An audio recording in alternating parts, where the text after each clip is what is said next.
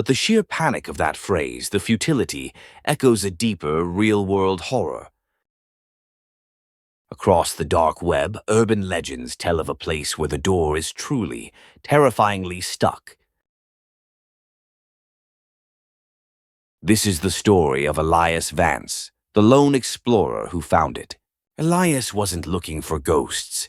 He was documenting industrial decay in the notorious basement morgue. The asylum's power was long gone, leaving the massive facility soaked in oppressive darkness. He noticed a section of the sub-basement wall, a thick metal door unlike any other. It was secured with industrial chains, a single emergency red light blinking faintly above it. As he leaned closer, the profound silence was shattered by a low, desperate sound. Not a clear plea, but a frantic, guttural repetition, like raw fear trying to form words. Elias pressed his ear to the cold steel, desperate to decipher the message. Then, clear as a bell, the phrase echoed from the other side, cutting through the static. He hammered on the door, shouting, asking who was trapped, who needed help. The voice didn't respond. It simply began to chant the words, louder and faster. Door stuck! Door stuck! I beg you! Door stuck! The panic in the repetition wasn't human. It was cold, mechanized terror. Elias backed away, flashlight beam shaking, searching the empty corridor. That's when he noticed a small, almost invisible gap at the bottom of the door. A thin, dark liquid was slowly seeping out, spreading across the grimy floor. It wasn't blood. It was a viscous, tar-like substance, smelling faintly of old rust and decay. And then a sound he couldn't explain, a wet, guttural scraping from inside the door. The sound wasn't moving toward the door. It was moving away from it. Elias turned to flee, but a section of the corridor behind him abruptly collapsed. He was trapped. The only way out was through the door or to reopen the collapse. The red light above the door began to pulse faster, matching a frantic heartbeat. The red light above the door began to pulse faster, matching a frantic heartbeat. He heard his own name, whispered from behind the steel, chillingly clear.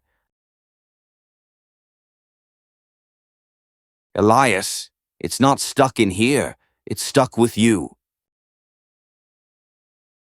The voice wasn't the looped terror. It was calm, deliberate, utterly malevolent. Elias tried to scream, but no sound escaped his throat. He was paralyzed. The chains on the door began to vibrate, rattling against the metal. The heavy bolts securing the door slowly, excruciatingly, began to twist. One by one, they snapped, sparking loudly in the suffocating darkness.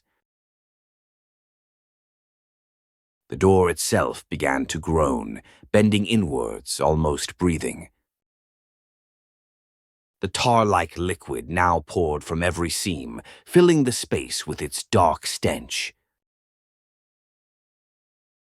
And from the center of the door, a single, pale, skeletal hand began to emerge. It wasn't the hand of a human. It was too long, too thin, too sharp. It reached towards Elias, slowly, deliberately, as if savoring the terror.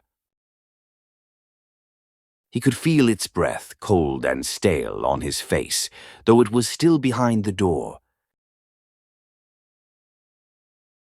The voice echoed directly in his mind, no longer from the door, but from within him.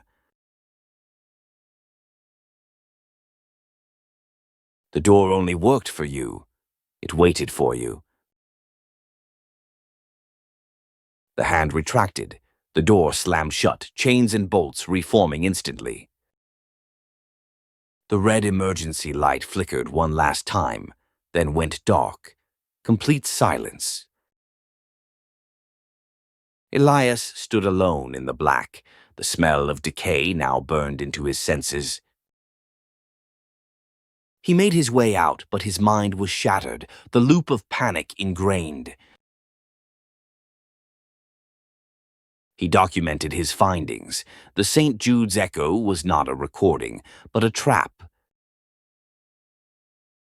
The viral phrase wasn't just a meme, it was a broadcast, a lure for the unwary. A warning, perhaps, for those who seek the thrill of the unknown. Elias vanished soon after. Some say he returned to the asylum, drawn back to the door. Others say he became part of the loop, a new voice chanting for release. The tar-like substance has since been seen seeping from random doors across America. And sometimes, late at night, you can still hear the echo. A desperate, rhythmic plea from a place where the door is truly stuck. If you dare to face the terror behind the trending, then you found your home. If you dare to face the terror behind the trending, then you found your home.